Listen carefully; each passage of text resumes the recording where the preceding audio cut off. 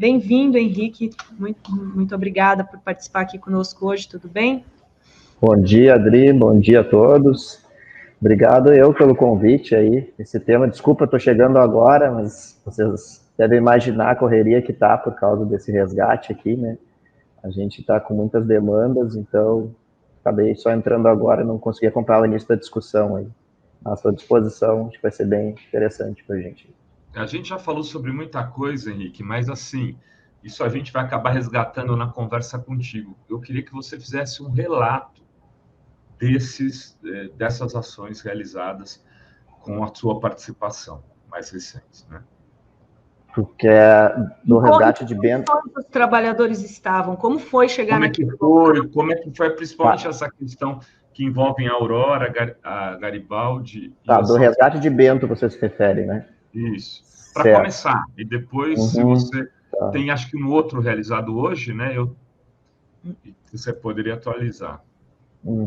Na verdade, o resgate é um só, né? Que as atividades estão ocorrendo e vão continuar ainda acontecendo, porque nossa ação fiscal provavelmente levará meses, né? Até a gente conseguir investigar tudo e produzir todos os documentos que a gente tem que produzir. Mas um breve relato, então, da história, você já deve ter acompanhado grande parte, né, pela imprensa, por causa deu muita repercussão. Na quarta-feira de cinzas, alguns trabalhadores procuraram a Polícia Rodoviária Federal. Eles fugiram de Bento Gonçalves, 3 foram para Porto Alegre e 3 foram para Caxias do Sul, e procuraram a Polícia Rodoviária Federal nesses 2 locais, e alguns estavam bastante machucados, né, relatando que sofriam agressões, estavam no alojamento e conseguiram fugir na madrugada, que esse alojamento teria uma vigilância armada, né, no sentido de armas de fogo, mas armas brancas. Então, a Polícia Rodoviária Federal imediatamente acionou nós da Inspeção do Trabalho e acionou os colegas da gerência de Caxias do Sul. Naquele momento, eu tinha 2 colegas à disposição para fazer aquela ação, e eles foram naquela noite mesmo, né, junto com a Polícia Rodoviária Federal e a Polícia Federal, numa expectativa de encontrar alguns trabalhadores, talvez 6, talvez nessa ordem de grandeza, né. Quando eles chegaram ao local e viram a situação e a quantidade de trabalhadores, eles me acionaram, antes avisaram que, né, que poderia precisar de um apoio aqui de Porto Alegre. Eu coordeno o projeto de combate ao trabalho escravo aqui no Rio Grande do Sul. Nós temos 9 gerências no estado e a superintendência aqui em Porto Alegre, a capital. E eles relataram, cara, é para ser mais de uma centena de pessoas se confirmar a situação que a gente está vendo aqui, mas eu te ligo ainda durante a madrugada para saber. Tá, a gente está a posse aí com a equipe para ir amanhã. E realmente, 4h30 da manhã, o colega acabou as diligências, ele falou, é feia a mesma coisa, preciso de vocês aqui amanhã. E assim a gente foi, então a gente se deslocou com uma equipe de auditores fiscais de Porto Alegre, fomos mais 4 colegas, se juntamos com os 3 de lá, e começamos as diligências. E nessas iniciais ainda da noite, o pessoal localizou num carro, que em princípio é de um funcionário da empresa, né, o spray de pimenta e a arma taser, né, corroborando alguns dos depoimentos. Tinha mais um detalhe que era bem impressionante, que era o cacetete que segurava a porta da pensão aberta, né, que no entender dos trabalhadores, na nossa visão, funciona quase como um aviso, né. E tinha um relato também de que existia um mercadinho que vendia naquele sistema de truck system que a gente chama, né, que faz o trabalhador ter que comprar daquele mercado para dever para o empregador e assim está numa eterna dívida. E também foram feitas diligências na noite, ainda na quarta-feira, nesse mercado. E tinha o relato das condições da posada, com comida estragada e tudo mais. Bom, chegando lá, então, foram tirados todos os trabalhadores na quinta-feira para entender exatamente a situação, quem é que estava lá e tudo. E foi um resgate por si só já é complexo, um resgate de 200 pessoas é extremamente complexo, porque não são só aquelas 200 pessoas que estavam lá, né? Tinha ao redor de 250, pela informação do dono da posada, porque era uma posada também aberta ao público. não só tinham trabalhadores alojados lá, tinham trabalhadores, cidadãos que, por sua conta, pagavam lá a mensalidade e viviam na posada. E dentro da própria empresa, eu vi que vocês estavam abordando o tema da terceirização aí, né? Tinham trabalhadores que trabalhavam para outra cadeia produtiva e eles estavam numa condição melhor, né? E eles, por exemplo, não tinham essa questão da dívida, porque eles recebiam salário e eles mesmos pagavam a posada por conta, era uma opção deles. Diferente do pessoal da colheita da uva, o que gerou algumas dúvidas, pessoal, por que só o pessoal da colheita da uva foi resgatado? Porque não existia uma situação de dívida do pessoal lá que trabalhava na farinha de frangos. Existia do pessoal da colheita da uva que não teve opção de selecionar o alojamento, vieram da Bahia e eles foram viver naquele local. Bom, feitas aí, tomamos uma série de depoimentos, né? Teve inspecionamos lá o local e realmente tinha alojamento em subsolo, em locais sem janela. Tinha a questão da comida, não se confirmou. Assim, a empresa que fornece alimentação, em princípio, fornece não só, porque eles fornecem para outras, e a gente, essa parte, por exemplo, da denúncia não ficou confirmada. Mas, diziam ou seja, a parte da comida estragada, que seria... Comida estragada, isso. Comida estragada foi algo que a gente não confirmou. Porque, assim, também não é tudo que a gente ouve que vai se confirmar, mas não é por isso que vai ser ou não uma situação de trabalho análoga, né? Então, feitos todos essas individualizações, aí o empregador ele foi preso ainda na noite, né, da quarta-feira, e foi solto na quinta-feira. E se passou a negociação para que esses trabalhadores recebessem o que tinham de direito e voltassem para suas casas, né? Nisso, teve também, a partir da quinta-feira, o Ministério Público do Trabalho entrou no processo e também está participando até agora e ajudando na negociação e tudo mais. E a assistência social do município também auxiliou o fornecimento do ginásio para alocar, que era muita gente, né, para alocar o pessoal, para conseguir alimentação, água potável, tudo. E os pagamentos foram negociados e no resgate nada é fácil. Se aproximava o final de semana e com isso o fechamento do horário bancário, né? E para calcular 207 rescisões não é algo simples também, porque cada rescisão é uma situação individual, depende da data de admissão, depende se a pessoa recebeu, depende se a pessoa teve falta, depende se teve hora extra. Então, muito complexo fazer. A solução paliativa que a equipe achou, porque deixar os trabalhadores dormindo num ginásio no final de semana não era a melhor opção. Então, a gente tem que improvisar e achar uma solução para o problema. Foi dar R$500 para cada um ter condições de chegar até o destino, porque os ônibus já tinham sido disponibilizados pelo empregador e já estava à disposição para retornar o pessoal para a Bahia. E fazer os pagamentos por ordem de pagamento no Banco do Brasil na segunda-feira. Isso a gente estava falando de R$1.100.000 em verbas rescisórias, né? Então, tem limites bancários, tem muita coisa que é difícil de gerenciar. E assim foi feito. Eles viajaram, todos já relataram que chegaram bem. E os pagamentos na segunda-feira continuaram sendo acompanhados pela equipe. Ontem a Adri entrou em contato comigo, eu estava deslocando para dentro, porque a gente ainda voltou para fazer o contato para tomar depoimentos da dona do mercado, do dono da posada, que não tinham sido ouvidos no primeiro momento, e também para notificar as vinícolas contratantes em relação aos contratos de prestação de serviços, aos controles que existiam.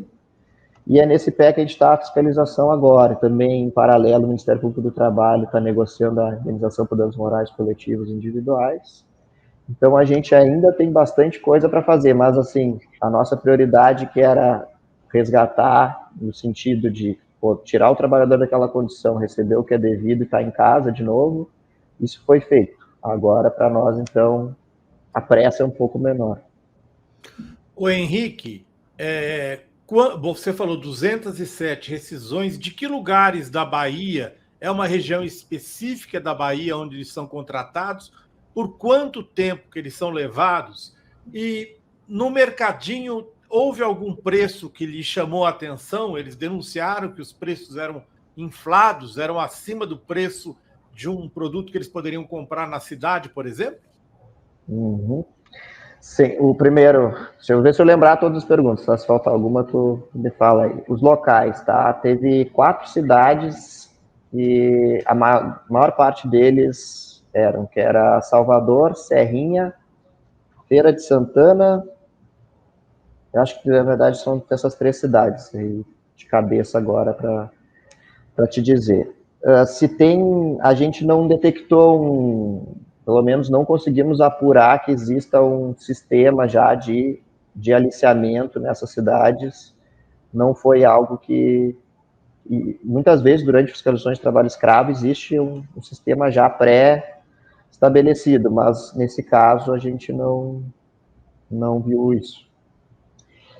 Tua pergunta, quanto tempo? Desculpe, tinha perguntado. Por quanto tempo eles... tempo é a safra? A viagem? A safra? É em torno de 1 mês. Eles tinham chegado ali no início de fevereiro, a maior parte. Foi um mês de trabalho e agora já está acabando. Por isso que é uma fiscalização que ela tem que ser muito rápida, mas é 1 mês. E sobre o mercadinho, sim, eles relataram que tinha preços abusivos e a gente sempre vai olhar isso, né? A gente tirou fotos de vários produtos e a nossa conclusão tem preços de mercado de bairro, sabe? Não é o preço do supermercado, mas não é o preço também exorbitante. Nós notificamos ontem a dona do mercadinho a nos apresentar as notas fiscais de compra da mercadoria para a gente avaliar. Um caso que foi divulgado na mídia, tinha um feijão de R$22, né? Esse que a gente foi ver. Na verdade, os colegas mesmo já tinham visto isso no dia, aquele feijão de 22, mas também tinha o feijão, que esse era o Carioca Premium, esse feijão de 22, mas tinha o feijão de 8,25 lá também. Esse feijão, ontem nós apuramos que a dona do mercado comprou por R$15.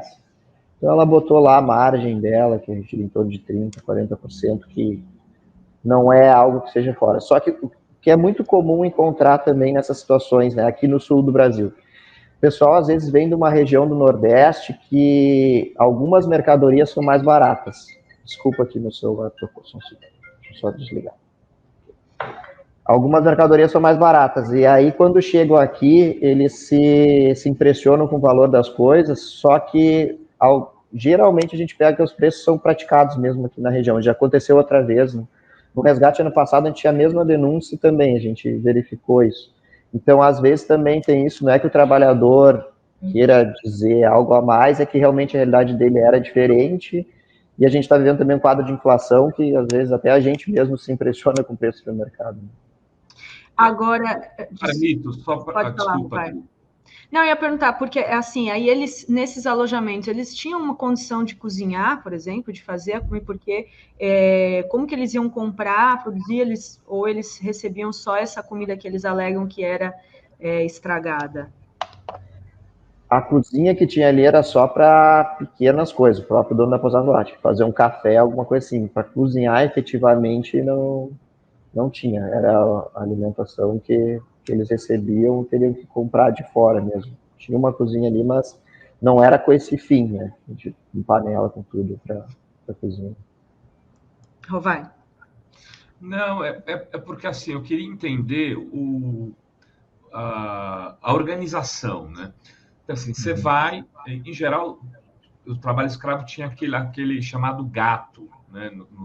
Pelo menos lembro de um livro que eu li na minha adolescência, Açúcar Amargo, que tratava disso, da coleção Vagalume. Para mim foi uma descoberta. Tinha o cara que ia lá, era o gato que contratava as pessoas. Então, eu fico imaginando, aí você me explica, Henrique, como é que é. Por exemplo, chega alguém lá na Bahia e fala, olha, vocês vão ganhar 5 mil, vocês vão ganhar 4 mil por um mês, trabalhando lá na colheita de uva, vamos comigo e eu te levo, ou não, ou nessas regiões já tem aí o hábito dessas pessoas irem trabalhar nessa e, digamos, as ofertas não são assim tão alvissareiras, e aí o cara chega lá, ele ganha aquilo que foi prometido, ou ele precisa consumir fiado na mercearia para ganhar só no final do mês e descontar do salário? Como que é esse funcionamento? Isso me interessa, porque eu acho que isso que dá a caracterização do trabalho escravo também, ou não, Henrique? Antes do Henrique responder, só vou liberar aqui o Carlito, ele deixa também a pergunta do Renato. Carlito, pode falar antes e depois porque ele vai precisar sair, vou já agradecer o Carlito, mas você quer deixar uma pergunta? Quero sim, eu quero saber do Henrique as punições, né? Porque a gente sabe que algumas dessas empresas casualmente aparecem em outras citações ou em empresas similares. Quais as punições? A gente está vendo você falando sobre a questão dos passos referentes ao trabalhador, que é a rescisão, né? Que são os direitos que cabem a eles. Mas em relação a essas empresas, o que é que vai acontecer? Multa, suspensão do CNPJ, notificação para que alguns mercados não recebam mais produtos que tenham a origem do trabalho alusivo à escravidão. O que é que vai acontecer com essas empresas? Legal, obrigada, Carlito. Se você precisar, tá? Pode depois ver. Henrique. Respondo o Carlito primeiro, então, para ele sair, Pode ser. então. Tá, punição. Da parte da inspeção do trabalho, nós damos multas administrativas, né? Então, a gente vai ter um auto de infração ali por reduzir pessoas à condição análoga de escravo, e vai ter todas as outras infrações que a empresa incorreu, né? Um pagamento de salário, daí, jornada excessiva, então uma série de autuações. Isso aí, então, vira processo administrativo e vai virar uma multa lá na frente, sendo procedente. A multa de trabalho escravo em si, sendo declarada procedente na segunda instância administrativa aqui, ela coloca a empresa na lista suja do trabalho escravo, que é conhecido popularmente, né, que é o cadastro de empregadores. Aí, tem várias, tem cadeias que consultam essa lista, né, mas o principal, digamos, o básico dessa lista são bancos, linhas de financiamento, muitas vezes são cortadas para quem está nessa lista suja. Fora isso, o Ministério Público do Trabalho, ele está lá negociando o termo de ajustamento de conduta. Quando isso não é possível, ou também, mesmo sendo possível, eles podem optar pela ação civil pública, né, onde a empresa vai ter que indenizar pelos danos coletivos que ela causou e indenizar monetariamente, né, com dinheiro ali, danos individuais. Tem a parte penal, porque é um crime, tem 2 crimes envolvidos, né, que é tanto o artigo 149, que é reduzir trabalhador à condição análoga de escravo, e tem o 149A, que é o tráfico de pessoas. Então, aí a pessoa física que foi responsável por isso tem a persecução penal, aí é o trabalho da Polícia Federal, do Ministério Público Federal.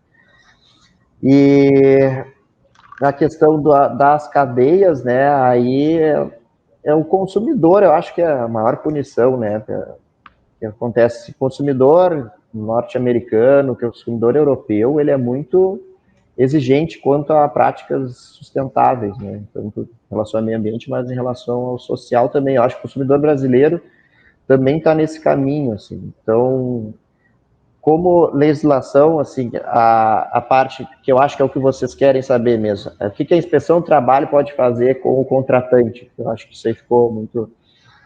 Existe o dever da devida diligência e tudo mais, o contratante é responsável pelas condições de saúde e segurança, a gente tem que ver, por isso que é uma investigação que a gente ainda está em curso, seria leviano agora falar qualquer coisa, mas qual é a responsabilidade de cada um. Mas para o empregador direto, eu já posso adiantar essas responsabilizações aí que eu apontei. Legal, Carlito, obrigada, viu? Até a próxima, Carlito. Em relação à minha pergunta, Henrique. Pergunta do Rovai. Então, como ocorre, né? A gente aqui no Rio Grande do Sul tem nessa zona da Serra Gaúcha, tem uma produção de fruticultura bem forte. E fruta precisa ser colhida toda na época da safra, então a gente precisa de gente fora. Então, necessariamente, existe sim essas rotas e geralmente contam com a população do Nordeste para fazer esse trabalho.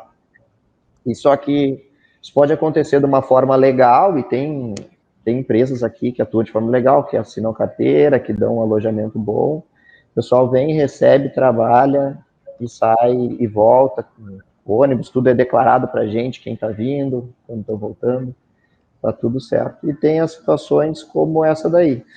Nesse caso específico, eu te confesso assim, aqui no meio de tanta coisa que a gente está apurando, a gente se dividiu na equipe, eu não lembro exatamente como é que foi lá a oferta na origem, tá? Como é que funciona essa rota. Mas eu me comprometo aqui com a Adri, eu vou apurar isso e repasso para vocês. Mas a figura do gato, nos nossos resgates aqui, geralmente ela continua existindo, né? Agora, uma coisa que tem aparecido é oferta em rede social, né? Anúncio no Facebook de salário, tudo. Então, a própria empresa faz aquele chamamento através de redes sociais. Isso também é bem comum e hoje bastante gente, né, bastantes trabalhadores têm acesso a redes sociais, e eles se atraem, e acontece muitas vezes aqui de um trabalhador ver o anúncio, falar e o empregador dizer que precisa de mais tantas pessoas, e ele sabe quem precisa trabalhar, então o próprio trabalhador acaba trazendo aqueles colegas, mas não necessariamente ele era um gato, né? Não era o caso dele, é só mais um trabalhador que trouxe colegas. Mas esse caso da Bahia eu vou ficar devendo para vocês, mas eu trago a informação. Muito obrigado, Henrique. Olha só, tem algumas perguntas do nosso público aqui, inclusive uma antes de você chegar, deixa eu pegar aqui, que o LP aqui, alguém pode explicar por que é análogo à escravidão e não simplesmente escravidão? Acho que isso é uma pergunta que muita gente tem, né? Obrigado por essa pergunta, porque a gente que trata com o tema é bom explicar sempre. Por que é análogo e por que não é escravo? O trabalho escravo oficialmente acabou lá em 1888 com a Lei Áurea, por causa disso. O que acontece? Naquela época, as pessoas tinham a posse umas das outras, tu tinha a propriedade de um escravo, e isso não existe mais. Então, como isso não existe mais, a situação é análoga à escravidão. Então, assim, a escravidão, eu gosto mais do termo escravidão moderna ou escravidão contemporânea. A escravidão contemporânea, ela se caracteriza pela liberdade e a dignidade do trabalhador, ela também é tolhida. E só que são de formas sutis, formas modernas, né? Então, o trabalhador, ele pode, ele não está preso lá com alguém. Nesse caso, a gente tinha uma situação de vigilância armada, mas não, isso não é uma regra, né? Mas a servidão por dívida, por exemplo, é uma forma de tolher a liberdade do trabalhador sem ter nenhuma algema, sem ter nenhuma corrente nele, né? A dignidade do trabalhador, quando a gente conta aquelas situações na beira de um córrego, tomando água dos animais, tu tá tratando aquele trabalhador como uma coisa, e também é algo que a gente, né, quem lida com trabalho escravo também trata muito, é o tema da coisificação do ser humano. Tu está usando na tua dinâmica, no teu processo produtivo, tu está usando um ser humano como tu usa uma ferramenta, como tu usa uma máquina, que tu vai usar o tempo que tu precisar e tu vai substituir. Então, é análogo a uma situação de propriedade da ferramenta que tu tem, mas tu não tem a propriedade daquele ser humano oficialmente pelo Estado. Tem mais perguntas aqui, a Andréia Marcolino. Eu sou servidora pública, sou fiscal de uma terceirizada. Temos responsabilidade solidária com relação a tudo o que acontece com os trabalhadores terceirizados. Essas vinícolas também não são responsáveis? A responsabilidade solidária acontece no âmbito da Justiça do Trabalho ali, né? Em relação às questões de saúde e segurança do trabalho, o que diz a lei da terceirização lá em 2017, quando foi alterada para permitir a terceirização irrestrita, ela também colocou um item que até nos ajuda bastante na fiscalização, que as condições de saúde e segurança do trabalho, quando no local, no estabelecimento da contratante ou em local previamente determinado pelas duas, são de responsabilidade da contratante, ou seja, determina ali a responsabilidade solidária. E daí na legislação, olha, aí eu vou pedir desculpa para vocês que a minha formação é engenharia de segurança do trabalho, tá? Nós temos diversas formações na área da auditoria fiscal do trabalho, então a gente trabalha, e aí colegas da área do direito podem explicar melhor para vocês a questão da responsabilização subsidiária e solidária. Mas, em regra, a gente tem a solidária nas nossas autuações, nas questões de saúde e segurança do trabalho. Então, sim, só que o que a gente tem ali, a gente está apurando tudo isso, tá? Eu não estou excluindo, e eu acho que isso tem muito a acontecer. A gente quer ver, por exemplo, lá na vinícola, quais as condições que eles estavam também atuando, tá? E a gente quer saber quem é que se preocupou, onde é que esse pessoal estava dormindo, isso tudo a gente está cobrando deles, queremos entender, assim, porque tem trabalhadores que chegam de outro local, então estão numa situação boa, e tem outros que tu não quer nem saber como estão, e chegam ali. Existe aí, por isso que eu digo, o pessoal do direito vai saber melhor falar para você sobre esse tema, né? Mas a teoria da cegueira deliberada, tem várias coisas, mas aí realmente não é minha área, e eu peço desculpa para não falar besteira, né? Cada um na sua. Minha área é segurança do trabalho, prioritariamente. A gente lida com questões de direito dentro da nossa esfera aqui de atribuição. Muito bem. Qual que... pode haver uma punição às empresas de forma mais objetiva, que não só as multas? Por exemplo, a gente estava comentando antes de você chegar que o governo federal deve tirar a Aurora, a Garibaldi, Salton da lista dos produtos de exportação, né? O Ministério Público, a inspeção, vocês, os auditores, podem fazer alguma ação que leve essas empresas a terem um grau de responsabilidade maior pelo que fizeram ou pelo que permitiram fazer? Pela inspeção do trabalho, que eu posso falar, o que a gente pode fazer, a multa, e fazer um bom relatório para a gente encaminhar para os órgãos competentes, né? Esse é o nosso papel. Aí, o Ministério Público do Trabalho, que é quem tem a capacidade aí postulatória para ação civil pública, aí ele pode fazer essa responsabilização maior.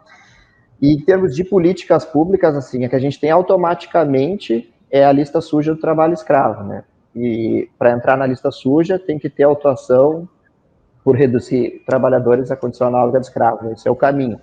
Se durante a investigação a gente detectar que alguma dessas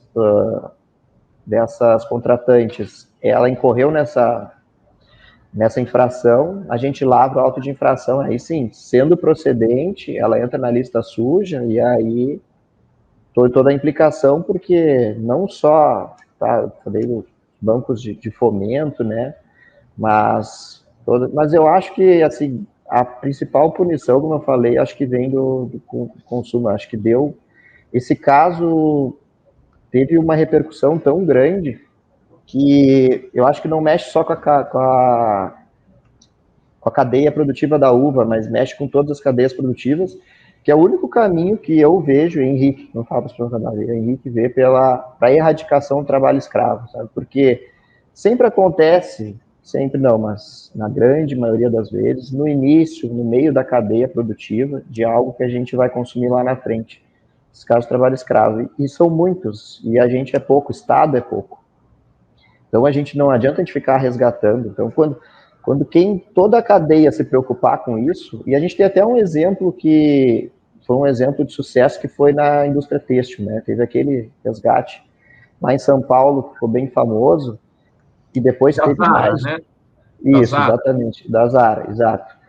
E depois teve outras indústrias. Essa cadeia foi uma que melhorou muito, não digo que resolveu o problema 100%, mas perto do que era, melhorou muito. Então, a gente também tem outras cadeias, mas a gente sempre... Poxa, se a gente resgata em carvoaria cada vez que vai, para algum lugar vai esse carvão.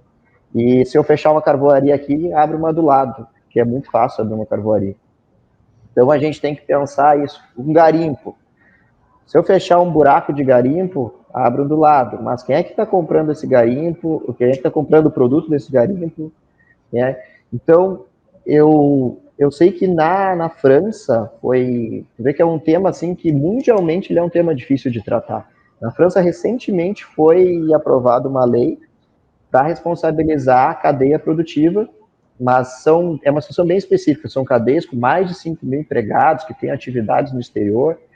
Então, também é restritivo, mas é algo que o mundo inteiro está debatendo, né?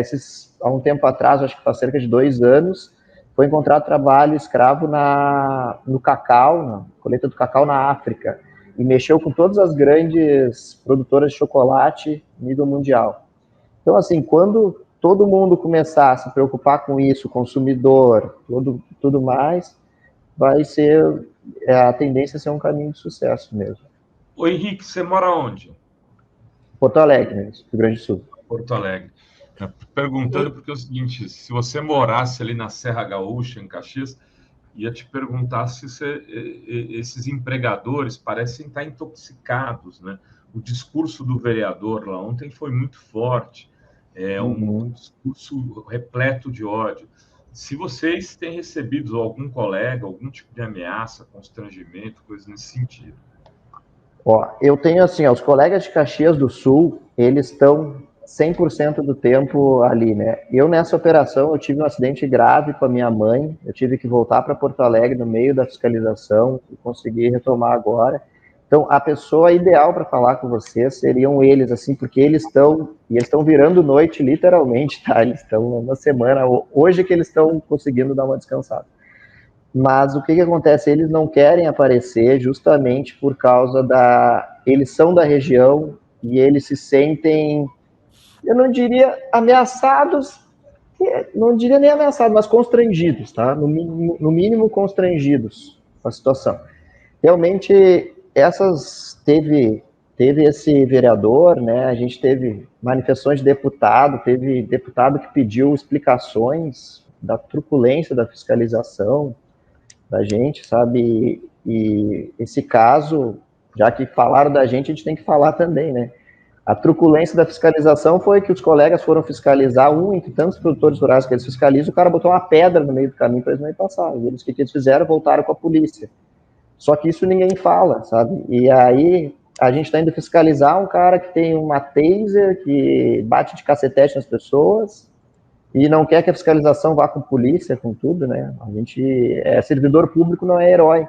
Então, sim, eu não digo assim, eu não gosto de generalizar ninguém, não gosto de generalizar o pessoal da Serra, de Porto Alegre, não, tem muita gente consternada, tem gente lá da Serra que me mandou mensagem, pô, que legal que vocês estão fazendo, tudo mais. Eu acho que sim, como em qualquer lugar, tem pessoal que tem uma visão aí que pode totalmente que eu acredito que atrapalha um pouco o nosso trabalho, sabe? Porque o que mais dói na gente é ver isso, é ver colegas abnegados, como os que estão lá virando noite, vendo tudo que a gente vê, para vir alguém que às vezes tem uma visibilidade maior, dizer que não é aquilo que a gente está vendo, sabe? Então, até agradeço vocês por tocarem nesse assunto, porque depois de todo o resgate, sim, aquela correria sexta, eu cheguei em casa, vi minha mulher, vi minha filha e todo. Aí começou, deputado fulano falou uma coisa, daí tu tem que ir atrás, da imprensa te liga, mas o deputado falou isso aqui, não sei o que. Poxa, sabe, a gente quer trabalhar e como eles gostam de falar, quer trabalhar, a gente também quer trabalhar, sabe? Então, cada um faz o seu trabalho como a legislação diz que tem que ser feito, né? Olha só, bem, acho que é isso, né? Tem perguntas para o Henrique, aí a gente já pode liberar ele, né, Dani? Isso, Azenha. Eu tinha uma última pergunta, Henrique. Tá. Diga, Azenha. Eu queria saber só assim, dê a dimensão para a gente de quantos mil trabalhadores são esses que migram para fazer a colheita só no Rio Grande do Sul. Você tem ideia? E eles vêm majoritariamente da Bahia ou não? Eu tenho dado de resgatados do Rio Grande do Sul ano passado, mas quem vem para a colheita da uva, aí tu me pegou. Eu teria que ir atrás desse dado para vocês, mas posso tentar achar. Tá, esse dado foram resgatados. Quantos foram resgatados somente no Rio Grande do Sul no ano passado? Isso é que é o mais alarmante aqui na nossa realidade do Rio Grande do Sul. A gente vem ali sendo uma média de 20, 30 por ano. Aí, 2021, a gente teve 69 resgatados. 2022, 156, sendo que 80 foram na colheita da maçã, na mesma região, um pouco mais, a gente chama a região de Campos de Cima da Serra. Também trabalhadores nordestinos. E E aí agora a gente já está em 208 resgatados, a gente teve um resgate de uma idosa e mais os 207 de Bento já em 2023. A nossa curva de resgate no Rio Grande do Sul é assim. Explodiu. Isso eu atribuo muito a essa visibilidade maior da imprensa, sabe? As pessoas estão falando sobre escravo, e aqui eu fui almoçar domingo, eu vi a mesa do lado, o pessoal comentando, sabe? Então as pessoas, hoje eu vejo que sim, já aceitam que existe trabalho escravo, e a gente aqui no Sul, e aí agora eu vou falar, porque eu sou gaúcho, posso falar, a gente é bairrista, isso é fato. Eu acho que por muitos anos a gente passou com a ideia, não, isso acontece no Pará, isso acontece, não, isso acontece no Rio Grande do Sul, e agora acho que não existe mais dúvida sobre isso, sabe? E a gente está recebendo mais denúncias e denúncias de melhor qualidade. A pessoa, ela sabe que já tem uma noção sobre o que é trabalho escravo, já tem a coragem de denunciar, sabe que existem instituições que vão poder olhar por ela, e não necessariamente a vítima, às vezes um vizinho, alguma coisa assim. Então, mas sobre os dados, nós temos, se vocês me permitem, eu vou abrir aqui para dar o número exato para vocês do ano passado de trabalhadores vindos do Nordeste, tá? Só um segundinho. Enquanto isso, eu vou ler aqui alguns comentários, Henrique, aí enquanto você pega os dados, e aí eu te passo para a linha final já. Primeiro, ó, Jamila, parabéns aos servidores concursados que realizaram o resgate e divulgação. Certamente, obrigada, Jamila. O Joaquim Silvino sempre consumiu os produtos da Aurora, não esses em questão. Eles da Aurora se dizem cooperativa. Como é isso? Poderiam explicar? A Ana Terezinha chegando de membra, muito obrigada, Ana. Deixa eu ver aqui, a Varília Garcia, e essas empresas terceirizadas são terríveis, precisam ser fiscalizadas. Deixa eu ver se tem mais algum. A Ivanice, a linguiça Aurora é do mesmo dono? Eu acho que não, hein? Eu acho que não é do mesmo, não. Décio Amadil manda um super sticker, Sônia Murta também, muito obrigada, galera aqui comparecendo. O Fábio Dalmolin, bom dia, gente. O discurso desse vereador é o ethos da colônia italiana. Somos doutrinados com essa ideologia desde berço. Fábio, que é da região, obrigada, Fábio. O José Carlos Jambeiro também manda um super sticker, muito obrigada. Deixa eu ver se tem mais algum. Posso fazer só uma observação, André? Pode falar. Teve uma, como é que a gente chama na internet, né? Telespectadora, né? Um participante aí da live. Internauta, né? Que falou que ela tem que monitorar tudo, que ela controla o trabalho terceirizado. Isso é legal a gente esclarecer, tá? Porque tem situações distintas. Quando alguém contrata uma empresa terceirizada, ela tem que ser uma empresa idônea e tu não pode ter os requisitos da relação de emprego. Aí eu tô falando do trabalho nosso, inspeção do trabalho, tá? Então, se tu contrata, por exemplo, vou contratar 100 pessoas de uma empresa tem R$1.000 de capital social, tem uma coisa estranha, né? E aí, mas eu que vou dizer o horário deles, eu vou dizer quem vai ter que vir, eu não estou contratando vocês, eu estou contratando a pessoa, né? Então, tem todos os requisitos da relação de emprego, que muitas vezes a inspeção do trabalho faz, porque, assim, existe o princípio da primazia da realidade no direito do trabalho. Então, independente do que está escrito, vale o que é a verdade dos fatos. A gente desconstitui aquela situação de terceirização e aí estabelece o vínculo diretamente com o tomador. Então, acho que muito da pergunta dela também vem daí, né? Porque, principalmente também, órgãos públicos têm essa preocupação. Às vezes a pessoa entra com ação contra o órgão dizendo, não, eu era empregado de fato, que eu recebia ordens do fulano, eu não sei o quê. Então, tem tudo isso, por isso que também é mais um dever de ter a devida diligência sobre aquela pessoa, aquela empresa que está contratando. Legal. Aí você conseguiu achar o dado que você disse? Consegui aqui para dar o exato para vocês. Ano passado, tá? 55% dos nossos resgatados residiam na região Nordeste e 60% eram naturais da região Nordeste. O nosso perfil é 74% negros ou pardos, e grau de instrução, 19% estudou até o 5º ano incompleto, que é a maioria, né, e 3% analfabetos. Dados do Rio Grande do Sul. Aí, as unidades da federação que eles vieram, os pais, tá? Maranhão, 31%, Bahia, teve resgate passado, 22%, aí depois Paraná, São Paulo, Paraíba, 3%. Então, o Nordeste realmente fornece mão de obra aqui para o Estado, e acontecem resgates aqui, né? Legal. Muito bem, muito obrigada, Henrique. Obrigada, bom trabalho aí. Parabéns por esse resgate. E vamos continuar falando sobre esse tema para que, né, esse tipo de situação, evitar esse tipo de situação novamente, né, esse tipo de escândalo. E é isso. Obrigada. Até uma próxima. Bom trabalho aí. Eu que agradeço. Valeu, a Henrique. oportunidade. Opa, valeu, vai. Agradeço, e eu sempre falo, né, que um dia a gente não precisa, a gente vem a falar sobre a redução dos trabalhadores resgatados. Eu acho que quanto mais as pessoas tomarem conhecimento, vai ser melhor. E eu fico te devendo, vou te passar pelo WhatsApp, então, a informação ali de como é que correu o aliciamento para tu repassar aí para o público. Maravilha. Tá, tchau, e fico sempre à disposição. Obrigada.